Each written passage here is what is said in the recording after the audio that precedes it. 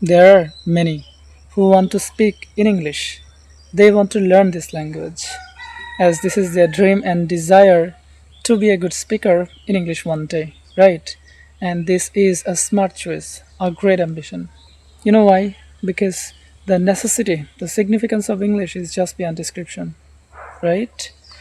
But the problem is that many of them just simply don't know where from they need to start. For example, should they start by purchasing new books on grammar, spoken English? Should they get themselves admitted into a spoken English coaching center? Or should they start memorizing new words, vocabularies, or simply start watching English videos, cartoons, movies, or listening to audios, podcast, or any programs of their interest in English? These are the questions, problems, queries, and confusions that they face at their earlier stage of learning. And my friends, facing this kind of confusions are very common and usual as a beginner. You know why? Because you don't know. You have just come to this path of learning English, right? When I started learning spoken English, this kind of complexities and problems also crossed in my brain. So I know how to deal with this kind of, shortcomings and problems as a beginner, right? So, my friends, if you are one of them who are also facing this kind of shortcomings, this kind of difficulties in case of where from you need to start, then this video is going to be a great help, a great assistance for you. You know why? Because in today's video, I'm going to share my personal experience of how I have overcome this preliminary stage of learning English as a beginner or apprentice, right? So, my friends, if you stay with me till the very end, I hope there will be some takeaways for you, from this video, and those things will be really instrumental for you to arrange your plans, at least where from you need to start, according to your merits and demerits, right? Your strength and weakness, you'll be able to decide on yourself. So, my friends, let's start it. The very first thing that I did, I started analyzing my strength and weakness, and I found I knew some vocabularies, some words, alongside a little grammar, tense, but I was unable to make sentences with the words I knew and the grammar I learned, right? That's the reason I felt the necessity of sharpening, revising my grammar and tense. I directly went for learning tense. You know why? Tense is highly important, instrumental for learning English as a beginner. If you do not know the tenses, you'll not be able to communicate your ideas properly. The other person, the listener, will not be able to understand what exactly you are trying to say, because tense helps us understand whether an action took place either in the past, present, or will be taking place in future, right? So, for better understanding and removing your confusion in case of communication plus conversation with others, tense is a must. Therefore, I also did the same. Directly went for learning the 12 structure of tenses one after another with patience. Like in a present, past, and future, each of them has four structure. You know that very well. In the meantime, I did another thing, and that is, you know, learning new words every day. I just looked up the dictionary, chose some words, wrote it down. List I should forget. That's the reason. Once my memorization of structure of tenses was over and there were some new words, I put those words into that structure that I memorized and I made some sentences. I practiced those sentences with my friends and classmates. For clarifying this matter, let's see an example. The structure of simple present tense is subject plus verb plus object, and the word that I memorized was play. Okay, now let's make the sentence. I play football at afternoon. This is how I made sentences.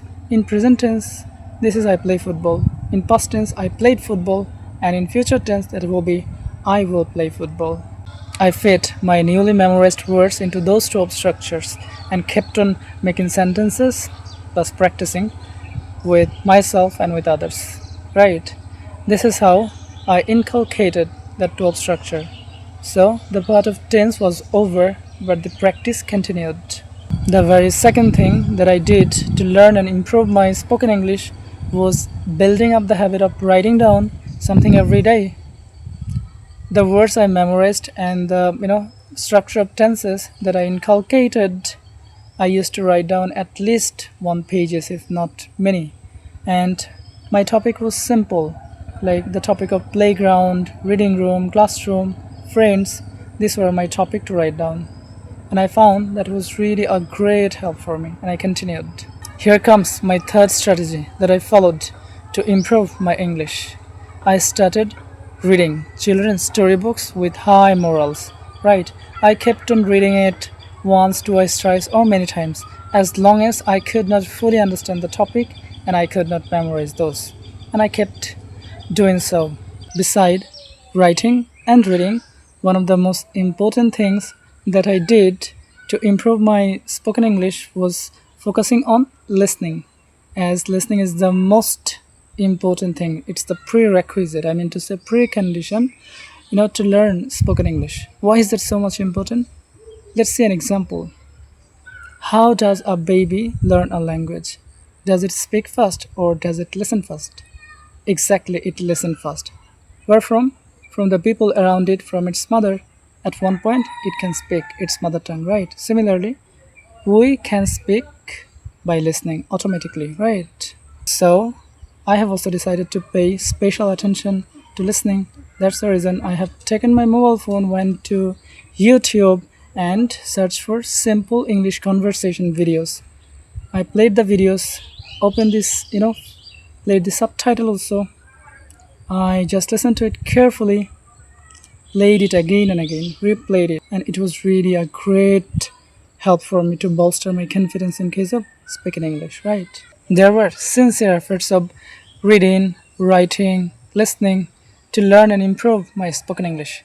But what if I skipped one of the most important segments of, learning a language, and that was speaking? So I made a plan of speaking at least for sometimes every day. And how would I speak? On what topic? I chose some simple topics, right? I arranged ideas, gathered my thought, and I stood in front of the mirror, kept on speaking. There were a lot of mistakes, awkward sound and pronunciation, but I did not back down. I didn't give up, right? I kept on practicing and I was listening. Sometimes I recorded my voice with the use of my mobile phone. I replayed it, corrected my mistakes, right? That was one part of practicing. The other thing I did, I just requested my friends, like, listen to my friends and identify mistakes. If there were any, just help me, right?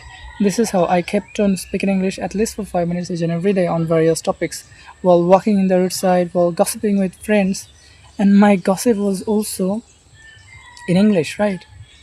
And I continued it sincerely. So, my friends, in a nutshell, or to summarize on whatever the efforts, the guidelines and strategies that I made and followed to learn and improve spoken English, ranging from listening, speaking, reading, writing, and beside that, there were, love, there were compassion, there were determination and dedication for this language.